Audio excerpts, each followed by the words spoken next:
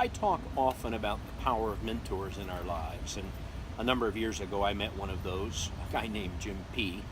He's dead now, but at the time I met him, it was in a recovery room, and Jim looked just like Colonel Harlan Sanders. That's that old guy with the beard, Kentucky Fried Chicken, or KFC as it's known. I mean, he really did look like him. Jim had this gravelly voice and quite a personality, but what I remember was the story he told.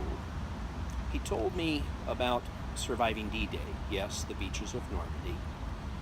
He just barely managed to get out alive, apparently. And once he got to a local village, he got very drunk.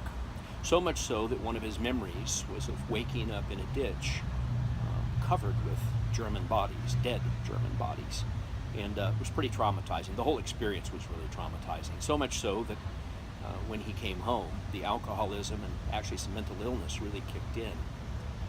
He tells the story of coming to in a pit in the Kansas State Penitentiary. He was emaciated from not eating.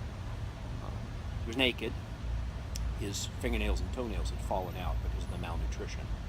He was in there because he was stark raving crazy, and he'd been caught blowing up safes in banks in western Kansas, apparently not sober. In fact, he told the story about how when he got caught, it was because he kind of blew up part of a bank building in addition to the safe. He got a little carried away. But Jim would tell those stories to set up what was an important part of his transformation. He would say, cuddle up to your fears and your pains. Make friends with them. See what they can teach you. See how they can change you. Jim was a huge proponent of going towards the things that bring you heartache and pain.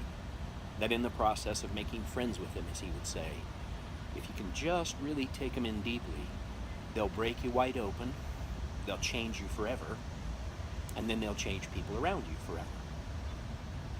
Jim was more than 50 years sober when he died after quite a recovery life. And at least in part, I'm sober today because Jim was willing to embrace his own darkness, share it with me, and so too do I.